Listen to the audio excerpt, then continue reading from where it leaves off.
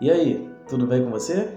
Tá pronto para mais um vídeo? Antes, eu quero te pedir para que você se inscreva no nosso canal e para que você acione o sininho das notificações para receber novos vídeos. Que Deus te abençoe. Paz!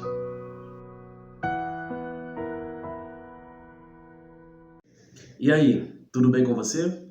Estamos no último vídeo da nossa série Infectados pela Esperança. E no vídeo de hoje, nós vamos falar sobre o tema Esperança para a Morte. Na pandemia do coronavírus, centenas de milhares de pessoas já morreram. Esse vírus é letal, esse vírus pode matar. E sabe, quando a gente fala sobre a morte talvez é o maior dilema da história da humanidade. Ao longo do tempo, filósofos, ideólogos, teólogos e pessoas comuns tentaram compreender o fenômeno da morte, tentaram dar respostas para a morte, tentaram até apresentar soluções para a morte. O filósofo grego Epicuro, do século IV, costumava dizer o seguinte sobre a morte: enquanto existimos, a morte não existe. Quando a morte existe, não existimos mais. Com esse pensamento, Epicuro queria dizer duas coisas. Primeiro, enquanto estamos vivos, não pensamos na morte. A morte não é uma preocupação. Não falamos sobre a morte no almoço de domingo em família. Não falamos sobre a morte na roda de conversação na balada na sexta-feira à noite. Não falamos sobre a morte nas aulas na universidade ou no ensino médio. Não falamos sobre a morte na fila do pão, na fila da Caixa Econômica ou na fila do transporte público. A morte não é um assunto comum. A morte não é um tema que as pessoas gostam de conversar e de falar abertamente. Segundo, a morte é o antídoto da vida. A morte é a negação da vida. A morte é o oposto da vida. A morte, ela vem de forma repentina e inesperada. E isso é uma realidade. A gente não pensa em morrer, mas sabemos que um dia vamos morrer. Mas a gente não se prepara para a morte. Você não sai de casa para ir trabalhar, ou para fazer compras, ou para pagar as contas pensando: hoje eu posso morrer. Vou me precaver, vou me prevenir. Vou tomar todos os cuidados para que eu não seja atropelado, não tome um tiro, não seja sequestrado, não caia o barranco de um morro na minha cabeça ou um prédio desabe sobre os meus ombros. A grande verdade é que a morte é o maior problema da humanidade.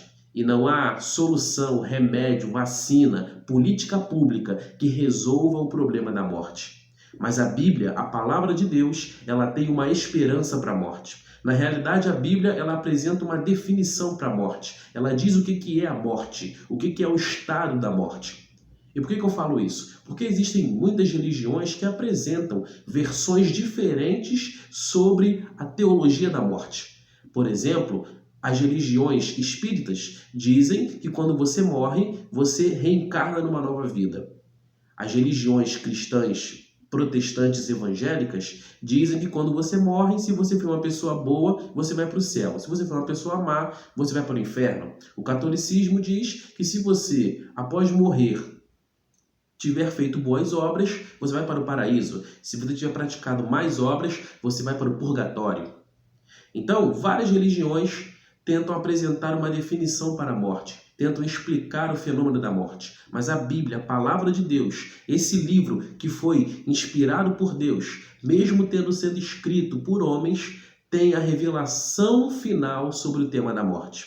Quer descobrir qual é a posição bíblica sobre a morte? Quer descobrir se há esperança para a morte? Então assista esse vídeo, porque nós vamos falar hoje sobre uma história da Bíblia que relata a experiência de alguém que passou pela morte. Mas, mesmo em meio à morte, a esperança se manifestou e essa pessoa viveu o maior milagre de todos os tempos. Amém? Então acompanha comigo o que está escrito no Evangelho de João, no capítulo 11, a partir do versículo 11, que diz: isto dizia e depois lhe acrescentou: nosso amigo Lázaro adormeceu, mas vou para despertá-lo.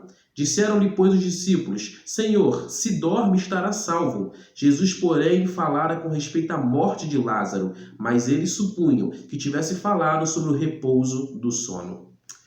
João capítulo 11 conta a história de Lázaro. Lázaro foi um dos discípulos de Jesus, não um dos 12 apóstolos, mas uma das primeiras pessoas a acreditar na messianidade de Jesus, a confessá-lo como Deus, a crer que ele era o Salvador. E não só Lázaro, mas suas duas irmãs, Maria e Marta. Eles moravam numa aldeia chamada Betânia, e Jesus costumava ir para essa aldeia para pregar, para curar, para confrontar os fariseus da sinagoga que havia naquela região. E todas as vezes que Jesus ia para Betânia, ele ia para a casa de Maria, Marta e Lázaro. Jesus, ele amava essa família, e essa família amava Jesus. Lázaro era amigo de Jesus, e Jesus era amigo de Lázaro. Mas um dia, Lázaro ficou doente, muito doente, e era uma doença grave. Talvez Lázaro foi dos principais hospitais da sua região, e os médicos disseram: Lázaro, essa doença é para a morte, não temos mais o que fazer, não existe um remédio, uma cura ou um tratamento.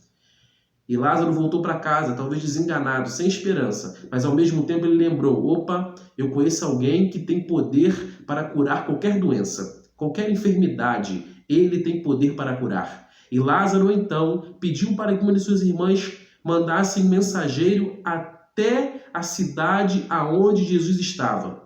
E esse mensageiro foi lá e comunicou a Jesus que seu amigo estava doente. E Jesus disse: volte para Betânia e avise para Lázaro, avise para suas irmãs que o que está acontecendo com ele é para a glória de Deus. E aí surge um questionamento: como é que uma doença pode ser para a glória de Deus? Como é que uma tragédia pode ser para a glória de Deus? Será que há propósitos divinos em meio ao caos? A história de Lázaro revela isso. E a Bíblia diz que o mensageiro voltou, avisou para as irmãs de Lázaro, só que aí aconteceu uma tragédia já anunciada. Lázaro veio a óbito, Lázaro morreu, Lázaro faleceu.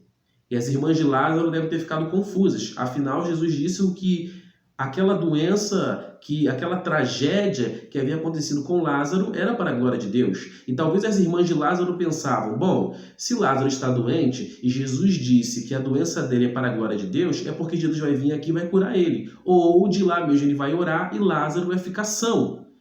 Só que não foi isso que aconteceu. Lázaro morreu e Jesus só apareceu lá 4 dias depois, quando Lázaro já estava morto e enterrado. Quando o velório já tinha acabado, quando as pessoas estavam chorando, quando as irmãs de Lázaro estavam sofrendo. E como nós lemos a partir do verso 11 até o verso 13, no caminho para Betânia, Jesus e os discípulos estão conversando sobre o que aconteceu com Lázaro, e então Jesus diz: olha, nós vamos para Betânia para despertar o meu amigo Lázaro. E os discípulos não entenderam essa frase de Jesus. Como assim despertar Lázaro? Porque no meio do caminho Jesus foi avisado que Lázaro já havia morrido. Se Lázaro está dormindo, disseram os discípulos, então é só a gente chegar lá e acordar ele. Ou a gente nem precisa ir lá, é só as irmãs de Lázaro darem um tapinha no rosto dele, jogar água na cara dele, que ele vai acordar.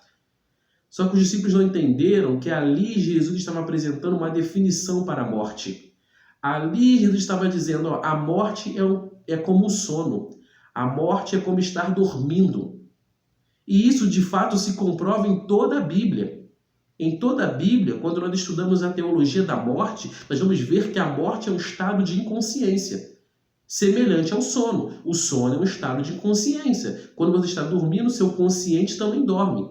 O que está acordado é o seu subconsciente. Por isso que você tem sonhos, por exemplo. Os sonhos são produto do subconsciente, mas o consciente está dormindo. E Jesus disse que a morte é como o sono, é um estado de inconsciência. O seu consciente dorme. A morte é um sono. Ou seja, quando você morre, você não vai nem para o céu nem para o inferno. Quando você morre, você não reencarna numa outra vida. Quando você morre, você não vai para o purgatório ou para o paraíso. Quando você morre, é como se você estivesse dormindo. E Jesus então chega lá em Betânia. E aí a cidade toda, talvez era uma vila pequena, estavam reunidos na casa de Maria e Marta, consolando elas. E quando ele chega em Betânia, o texto diz que Marta corre em direção a Jesus e diz: Jesus, por que você não veio antes? Por que o Senhor não veio quando eu mandei o mensageiro? Por que o Senhor não fez uma oração de lá quando Lázaro ainda estava vivo, mas apenas doente? E Jesus olhou para Marta, olhou para a cidade, olhou para as pessoas, viu aquele sofrimento e teve compaixão de Marta, teve compaixão daquelas pessoas. E novamente ele virou para Marta e disse: Marta, o que aconteceu com o meu amigo Lázaro é para a glória de Deus. É para a glória de Deus. Creia, tenha fé, tenha esperança, porque o que aconteceu com Lázaro é para a glória de Deus. E mais uma vez eu pergunto, como é que a morte, porque agora é a morte, antes Lázaro estava doente, agora é a morte, como é que a morte de alguém pode ser para a glória de Deus? Você consegue imaginar isso? Centenas de milhares de pessoas estão morrendo nessa pandemia do coronavírus. Talvez você perdeu um amigo, um parente, um ente querido. Imagine eu chegar na sua casa e dizer assim, ó, o que aconteceu com a sua mãe, com o seu pai, com o seu tio, com o seu primo, que morreu por conta do coronavírus, é para a glória de Deus. Você ia acreditar em mim? Você ia gostar de ouvir isso? Seria como eu disser, como o presidente Bolsonaro disse, quando foi questionado sobre os mais de 5 mil mortos pelo coronavírus no Brasil, e daí? Você está entendendo? Eu dizer que o que aconteceu com o seu ente querido, a morte de um parente seu, eu dizer que isso foi para a glória de Deus, ia causar em você uma raiva. Você não ia entender. Você ia até questionar e blasfemar contra Deus, dizendo, como é que Deus pode permitir que alguém morra, já que ele é amor, por exemplo? Você está entendendo? Os milhares de questionamentos que surgem com essa afirmação de Jesus, de que uma tragédia pode ser usada para a glória de Deus? Mas Jesus tinha razão. O que aconteceu com Lázaro era para a glória de Deus. Porque ali em Betânia haviam pessoas que não acreditavam que uma pessoa morta poderia ressuscitar. E naquele dia, o maior milagre que Jesus já fez iria acontecer. Jesus caminha em direção à tumba onde Lázaro estava enterrado. Ele chega em frente à tumba e diz, tirem a pedra. E quando os homens tiram a pedra, Jesus diz, Lázaro, saia para fora. E Lázaro se levanta e vem caminhando, atado pelas ataduras, como se fosse uma múmia. E Jesus diz, tire as ataduras do corpo de Lázaro. E Lázaro é ressuscitado por Jesus. Amém? Ninguém naquela aldeia tinha visto um morto ressuscitar. Ninguém naquela aldeia acreditava nas ressurreições. O Evangelho de João foi escrito para provar para alguns grupos religiosos, como os saduceus, que não acreditavam na ressurreição, que Jesus tem poder para ressuscitar mortos. Então, a morte de Lázaro foi uma oportunidade para que Cristo mostrasse primeiro o seu poder, provasse que ele é Deus e mostrasse que ele é todo-poderoso e que nem a morte pode pará-lo. Então, o que aconteceu com Lázaro, de fato, foi para a glória de Deus. As irmãs de Lázaro esperavam que Jesus orasse por ele e o curasse da sua doença. Mas Jesus tinha algo muito maior, muito melhor para aquela família e para Lázaro. Ele tinha uma ressurreição. Sabe por quê? Porque para os seus amigos, para os seus discípulos, para aqueles que o amam, Jesus tem sempre o melhor. Talvez você perdeu um ente querido esse ano. Por conta do coronavírus, por conta do câncer, por conta da depressão, alguém da sua família se suicidou e você não tem esperanças de um dia rever essa pessoa. Deixa eu te dizer uma coisa, a morte, de acordo com Jesus, é um estado de sono.